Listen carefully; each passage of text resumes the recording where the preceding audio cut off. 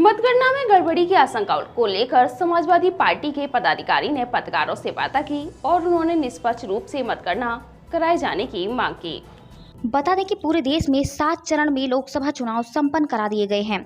अब 4 जून के दिन मतगणना होनी है, जिसमें सभी प्रत्याशियों की किस्मत का ताला खुलेगा और इस दिन ही यह भी तय हो जाएगा कि आखिरकार किसके सर जीत का सेहरा बांधा जाएगा और किसको हार का मुंह देखना पड़ेगा। मैनपुरी में मतगणना को लेकर समाजवादी पार्टी के नेता, पदाधिकारी और कार्यकर्ताओं ने आशंका जाहिर की है, जिन्होंने भारतीय जनता पार्टी पर गड़बड़ी कराने का आरोप लगाया है। साथ ही उन्होंने पत्रकारों से वार्ता की है। समाजवादी पार्टी कार्यालय पर समाजवादी पार्टी के जिलाध्यक्ष और पूर्व उच्च शिक्षा राज्य मंत्री रहे, पूर्व विधायक रहे आलोक शाक्य के साथ पूर्व सदस्य विधायक रहे राजकुमार और राजू यादव की ओर से पत्रकारों से वार्ता की गई। पत्रकारों से वार्ता करते हुए इन नेताओं ने मीडिया के माध्यम से भारत निर्वाचन आयोग से निवेदन किया है कि मतगणना का कार्य निष्पक्ष तरीके से कराया जाए, किसी भी तरीके की कोई गड़बड़ी या कोई झोल-झाल मतगणना में ना हो। भारतीय जनता पार्टी के पदाधिकारी, कार्यकर्ता और प्रत्याशी मतगणना में गड़बड़ी कर सकते हैं। ऐसे में भारत निर्वाचन आयोग मतगणना के कार्य को निष्पक्ष रूप से संपन्न कर। पत्रकारों से वार्ता करते हुए उन्होंने क्या कुछ बताया,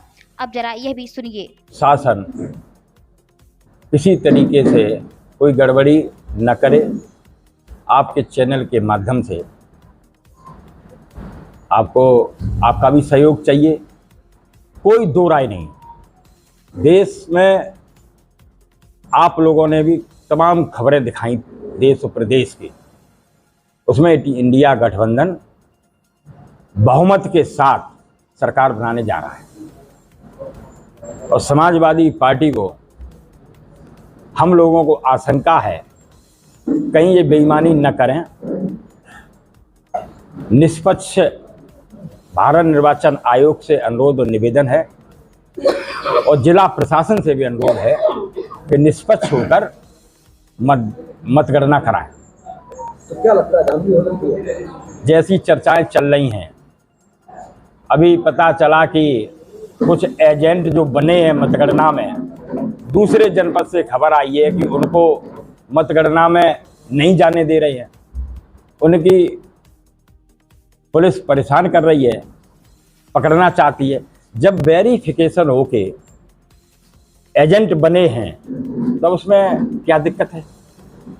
तो हमारा केवल यही मानना है कि भारतीय जनता पार्टी 4 तारीख को कल विदा होगी और इंडिया गठबंधन की सरकार देश में बनेगी।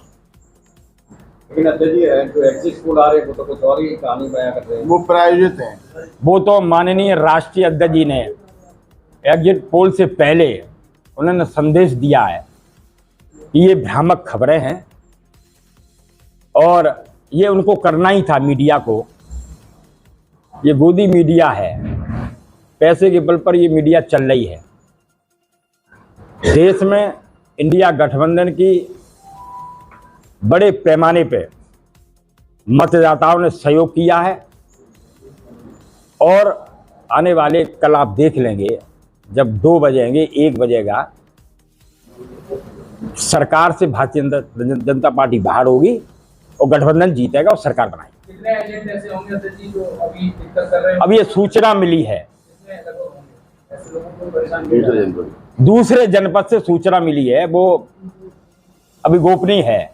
कोई बात अगर सामने आएगी तो फिर आपको बुला के बात की जाएगी। अच्छा, केवल मेरा एक ही जोर है, एक ही अनुरोध है भारत निर्वाचन आयोग से और उत्तर प्रदेश के निर्वाचन आयोग से और खासतौर से मैनपुरी के जिला प्रशासन से कि मतगणना निष्पक्ष हो और निष्पक्ष होकर मतगणना की जाए। हम सारे समाजवादी लोग जो गाइडलाइन है आयोग की उसको हम लोग मानेंगे और मानते आए हैं।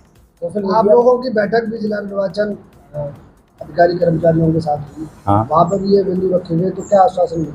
नहीं, वहाँ तो जिलाधिकारी महोदय और सारे अधिकारी थे, उन्होंने कहा कि कोई दिक्कत नहीं होगी और हम बिल्कुल निष्पक्ष कराएंगे। लेकिन मुझे अंदेशा है, जैसी सूचना मिल रही है, इसलिए आज ये प्रेस बुलाई है और आप लोगों का बहुत भारी सहयोग चाहिए। कोई गड़बड़ी अगर होती है तो उसको उजागर करें और देश के सामने लाएं।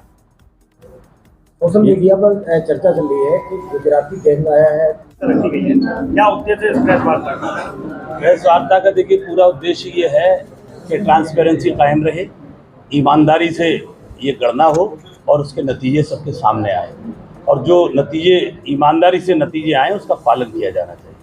लेकिन जो अफवाहें उड़ रही हैं वो आप लोग देख रहे हैं, क्योंकि गोदी मीडिया या कुछ चैनल जो हैं, जो उनके खुद के चैनल हैं, वो अफवाहें फैलाने में कोई कसर बाकी नहीं रख रही।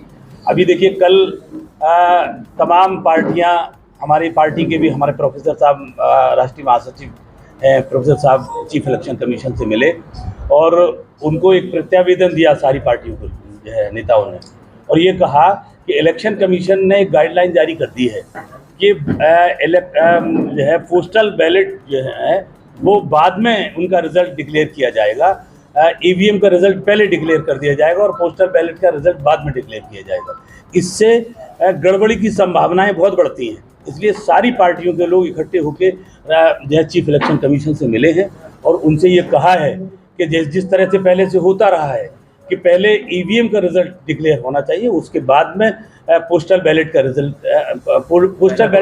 पहले होना चाहिए, उसके बाद ईवीएम का रिजल्ट डिक्लेयर होना चाहिए। एक तो बात ये हो गई।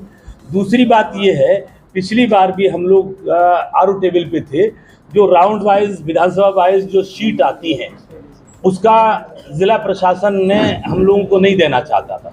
मैं आप लोगों के माध्यम से ये दरख्वास्त करता हूँ जिला प्रशासन से, जिला निर्वाचन अधिकारी हमारे डीएम साहब हैं उनसे खास तौर से, कि जो विधानसभा वाइज जो सीट फाइनल होने के लिए आती है वो सीट हमारे एजेंट को प्रॉपर वे में दी जानी चाहिए, हर राउंड पे दी जानी चाहिए, जिससे कैलकुलेशन बराबर चलती रहे। उनकी कैलकुलेशन के साथ में हमारे एजेंट भी अपना वर्किंग करते रहे, ये हमारी दरख्वास्त है उनसे। इसलिए हम सब ये चाहते हैं, आज की प्रेस कॉन्फ्रेंस का मंशा ये है, हमारे सारे विधायक पूर्व विधायक लोग बैठे हुए हैं, सबका मंशा ये है कि गणना बिल्कुल ईमानदारी से और निष्पक्ष होनी चाहिए। इसमें गड़बड़ी की संभावना जितनी कम से कम हो सके, गड़बड़ी की संभावनाएं खत्म कर देनी चाहिए और बिल्कुल ईमानदारी से होना चाहिए। दूसरी बात, जो चीफ इलेक्शन कमीशन ने गाइडलाइन जारी की है, एक्ट 54 चुनाव का सेक्शन 54A ये कहता है कि ईवीएम से पहले पोस्टल बैलेट का रिजल्ट आना चाहिए, उसके बाद ईवीएम का रिजल्ट डिक्लेयर होना चाहिए। ईवीएम का रिजल्ट अगर पहले डिक्लेयर हो गया, उसके बाद में वो एडजस्टमेंट करके उसमें गड़बड़ी की संभावनाएं बनी रहती हैं। इसलिए आपके माध्यम से जिला प्रशासन से भी हम ये कहना चाहते हैं कि जो एक्ट प्रोवाइड करता है वो मानी जानी चाहिए, गाइडलाइन कोई मायने नहीं रखती। बस इतना ही कह रहा है।